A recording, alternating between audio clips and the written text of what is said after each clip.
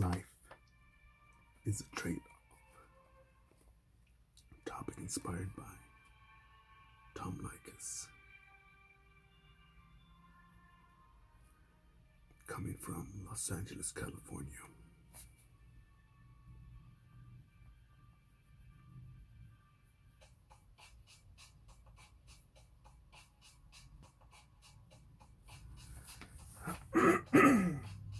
I was listening to a rerun of Likas on the YouTubes.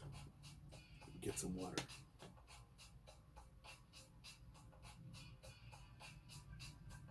He mentions that on page 3 of the calendar section of the LA Times.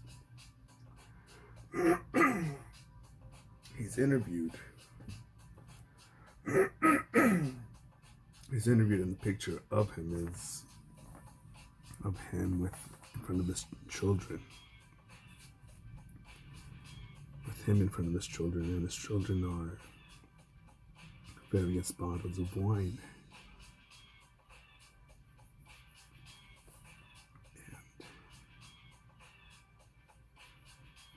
He had said he reflected on that because there was a time in his life where he could have knocked a chick up,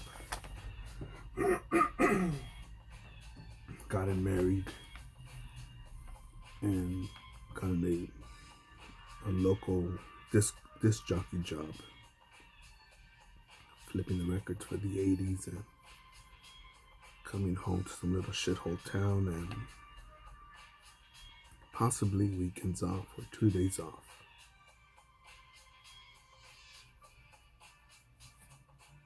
But instead he chose the unknown path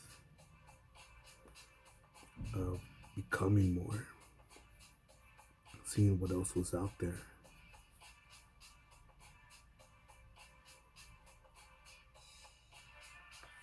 And I've had that feeling when I walked through Australia, when I've gone to a destination where I plan on going. And then I just look on my Google Maps. The only thing I check for is, are the other streets paved? Or is there a dead end right there? If there's a dead end, that I will not go there. And if it's paved, good enough. And travel that way by myself. And people say, man, you were there by yourself. Did you feel lonely? I'm like, why? So I have someone with me? Say, oh my goodness, my feet hurt. Is there a Starbucks around? You can check on the Google Maps. Hold on, let me take a selfie. Oh my god, it's not good enough that I'm here already and I can't enjoy it. I need to get some sort of verification for some losers that are fucking too cowardly to leave their zip code. I need to let them know that I'm here.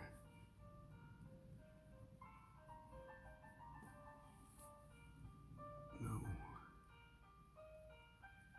And I've built relationships that way. A lot of the relationships that I've had in life, the ones that are still good,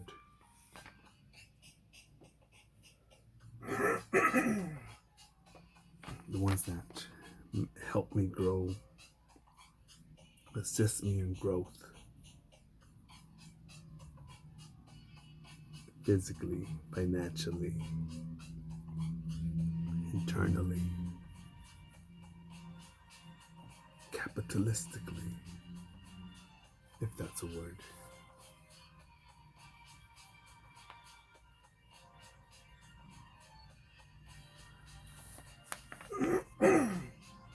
And I think some piece of shit fucking coward, some lame fuck would say, no, but you see, you can't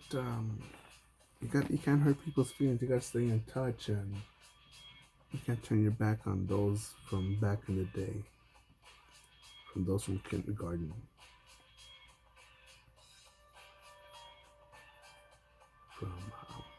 from your people.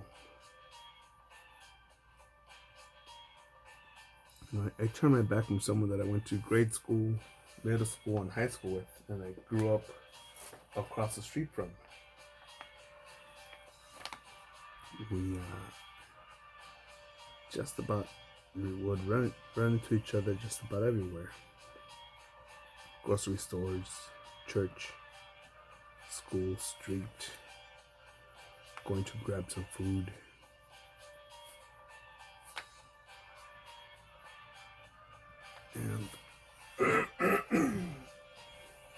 And this piece of shit, I remember this piece of shit. It's like, hey, you want to try some crystal meth?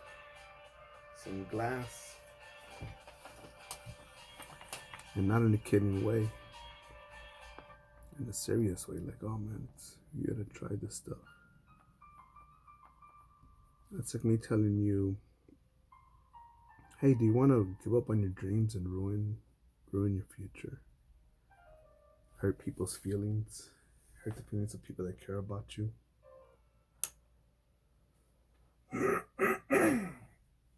Here, try this. Here, do this. Do this specifically.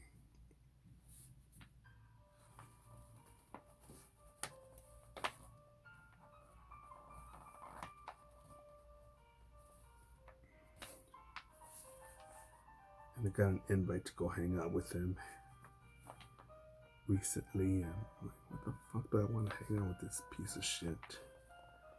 What the fuck you want to do? Oh, let's go see a show, man. For what?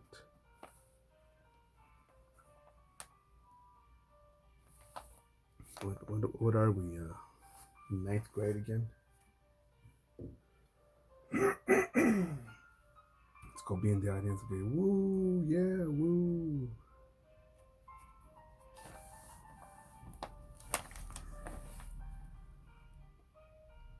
But Tom Likas further went on to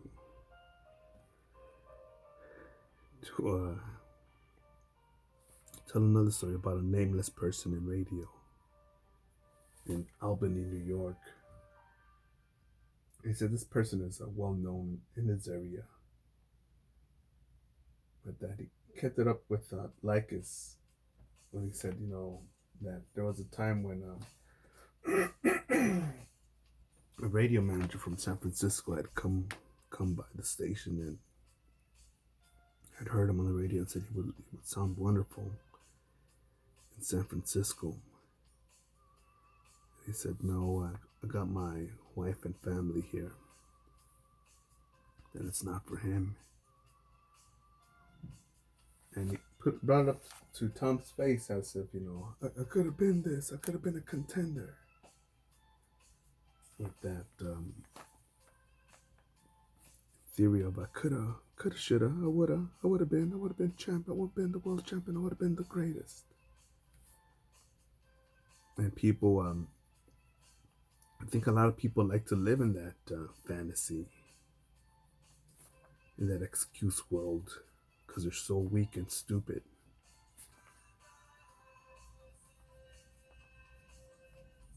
And they don't want to look in the mirror and put on the armor, the uniform of their potential, because it's too heavy for them. It's too hot. It demands too much action, too much time.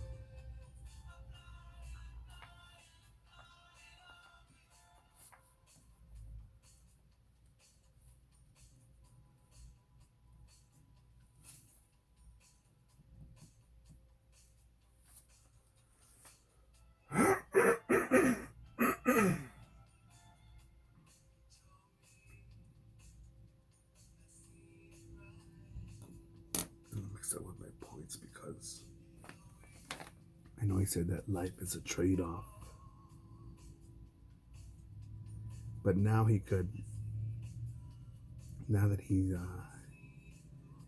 he's gotten to where he's at, because people have thrown in his face that, man, you could have started a family, you could have done this, you could have done that, aren't you going to die alone? And he says that now,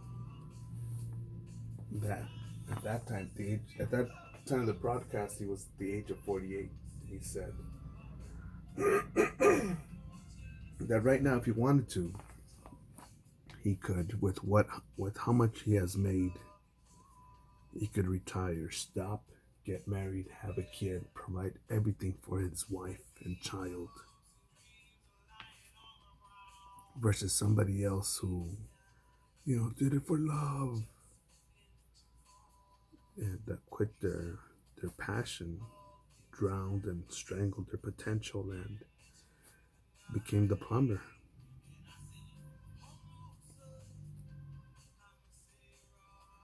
David Goggins would have been a casualty of that. He would have just been an exterminator.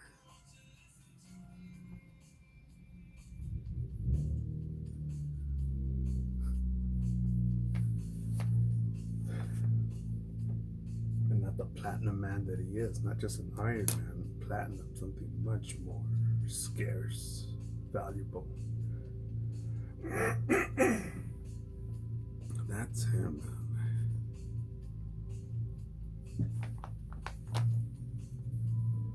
I think a lot of people will knock that down. A lot of cowards, stupid fat fucks, cowards, weaklings, idiots.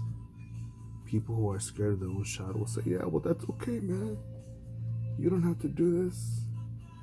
Come be on the miserable train with me. On the cowardly bus. There's room for one more. Come join us. Yeah, let's talk about how we're all victims, how we're all weak, how it's impossible, what's holding us back. It's not me or my mind or my mindset. It's something else. It's somebody else. It's this wallet. It's my ankle. It's my skinny knees. It's Trump. Fuck that.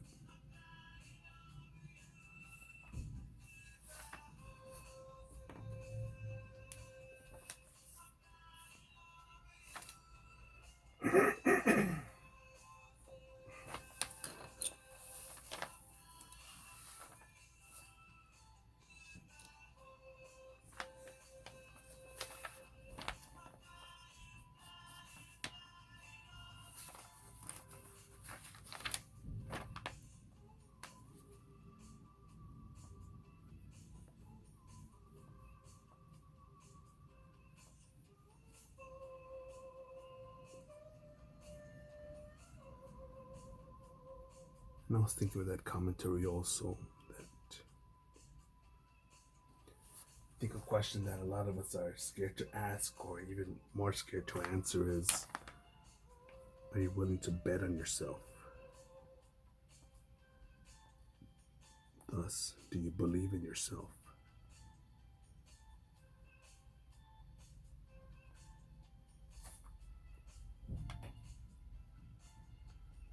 And I think most people don't. Some fat slob, broke motherfucker, cowardly piece of shit's gonna say, yeah, man, no, you're wrong. I do believe in myself. And then they say or think, believe, and show. Really believe that? Look at your body. Look at your wallet. Look at who you surround yourself with. Look at what you've done. Look at the trail that you've, I won't even say made, but look at the path that you followed.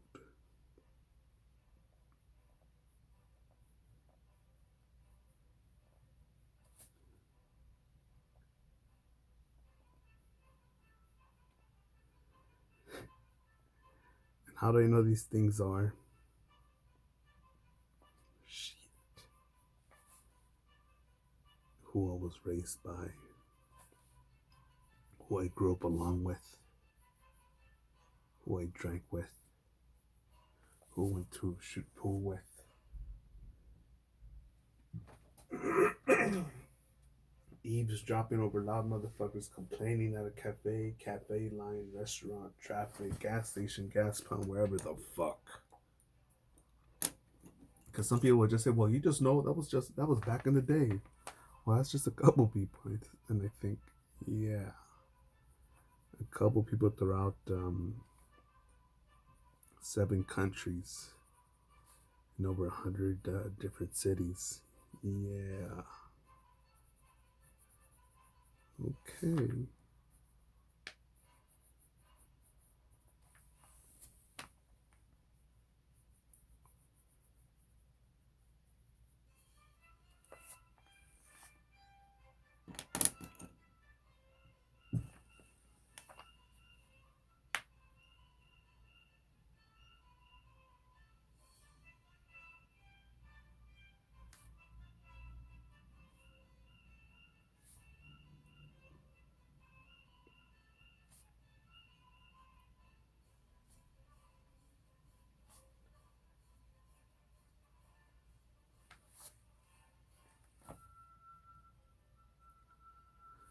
And I say, I'll speak from experience, man. I'm not these motherfuckers that says, yeah, well, according to this telenovela, according to this romance novel, according to this Disney show,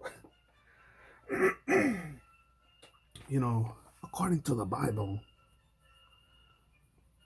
according to this fairy tale, like, no, no, no, no, no. No, man.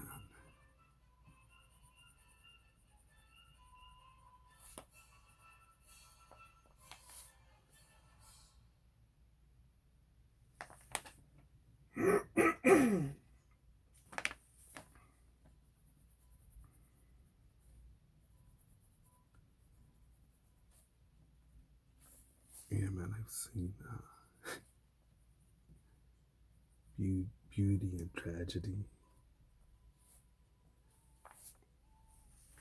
and they're both effective, man, as to getting me aligned on my path to keep going forward.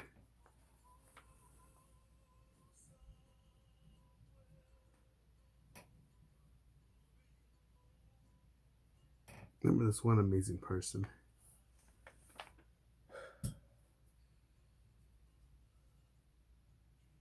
Superb potential, and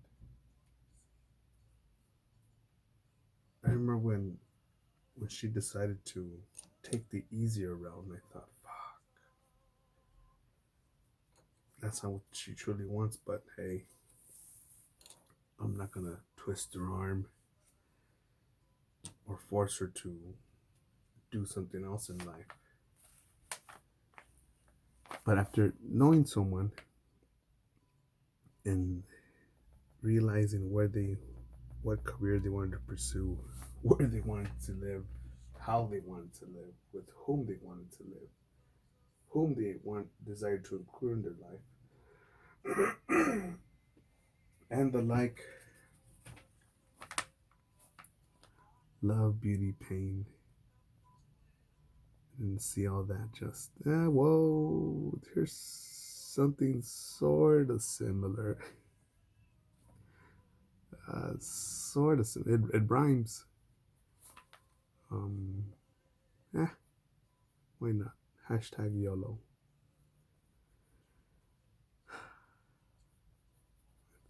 Well, so be it. Let it be.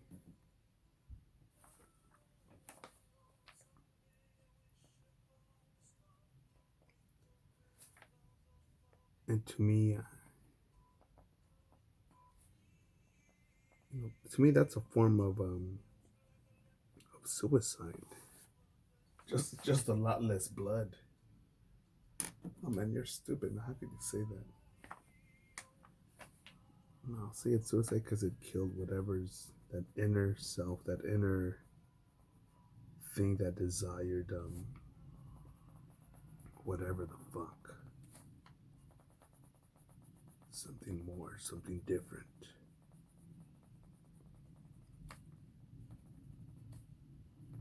Get after it, motherfuckers.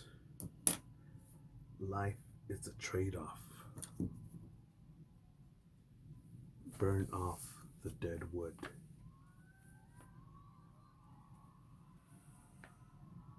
So much to do in life.